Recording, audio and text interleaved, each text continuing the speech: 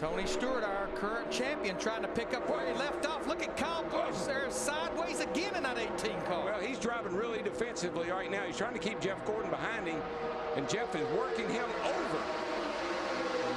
Look at that. Jeff's going to move him up out of the groove and get by him. Whoa, Busch is around. Can he save it this time? Oh, there you go. He does. He saves it. But there's a Jeff Gordon's upside down. Jeff Gordon's upside down. And Kurt Busch's car is destroyed. Oh my gosh.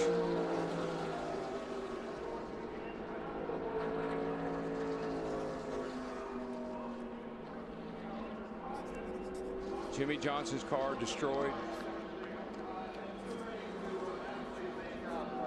Track crew quickly on the scene to aid Jeff Gordon. On the radio, he has told his team he is okay. Yeah, I see him. I think I can see him moving.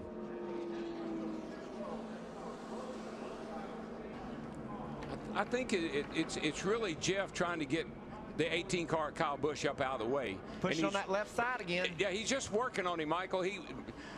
Kyle was blocking, and Jeff was trying to get him loose and get him up out of the way, and he just got on the left side and spun him out. Look at the job Ambrose and Boyer did coming through there. And there's our buddy old Brad Keselowski. We ain't seen him up front all night. He's fixing to restart with a chance to win this baby. Yeah, I asked Larry, I said, is Brad Keselowski in this race? Well, yeah. Jeff Gordon's car went about 1,000 feet on the driver's door before it barrel rolled to a stop. Yeah, Brad Keselowski in that too. He's in that backup car. You see Jeff down there. He just gets down on his left corner, and we've seen that time and time and time again. You got to stay off the left side. What do we do about that, though, man? How do we fix it? The drivers just have to make the decision that they've got to lay off that left side. Look at this long slide for Gordon. And that's Kurt Busch tangled up with him and Jimmy Johnson. And that car still hasn't lost much of its momentum as it goes side over side and comes to rest. Michael on made its roof. A really good point, though, Mike. These cars are so much bigger than the cars were 5 years ago. With the safety innovations that NASCAR has built into these cars, the drivers moved over to the center of the car 6 inches further than ever before. The roll cage is bigger. That really helped Jeff Gordon in that situation. He's able to handle something like that and walk away.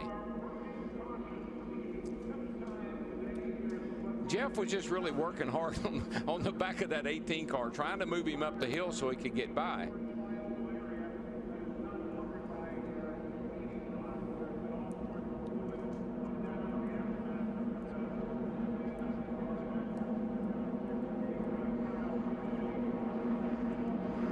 Type of bump drafting you used to be able to do at Daytona is problematic tonight.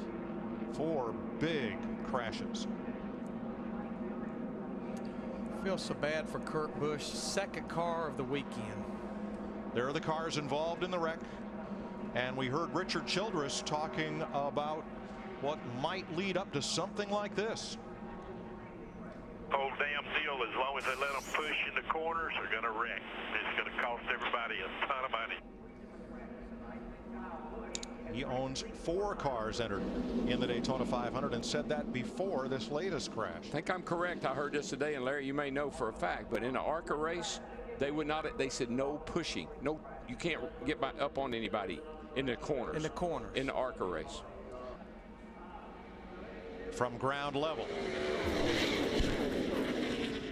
as Jeff Gordon slid 1,000 feet on the driver's door, and then the rest of that car's energy dissipated in a series of barrel rolls before landing on its roof. Dick Berggren with Jeff Gordon. Okay, Jeff Gordon has emerged from the medical center with a smile on. What a wild ride. What precipitated all that? Well, you know, it's just getting down to the end of the race, time to go. And me and Jimmy were looking good there.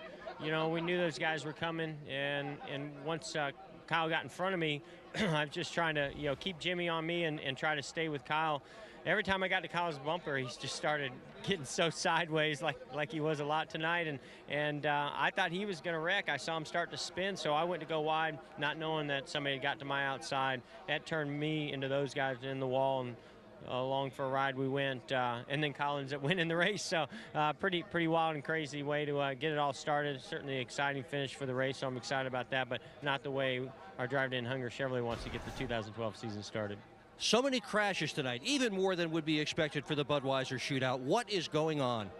Well, the difference now is, we're still bump drafting. We just can't do it, for long periods of time. So now we're doing it in packs. And so, you get on the straightaway, you push a little bit, and once the tires get a little bit heat in them, and the cars just start, and we have less downforce, so the cars are moving around a lot. So you got to be real careful with how you push and when you push, and it's definitely going to take some patience. But I was having a blast out there. Our car was awesome. We had a car that could win this race, and so that's got me excited about tomorrow and for next week. First time ever upside down in a stock car. Hope to see you not do that ever again.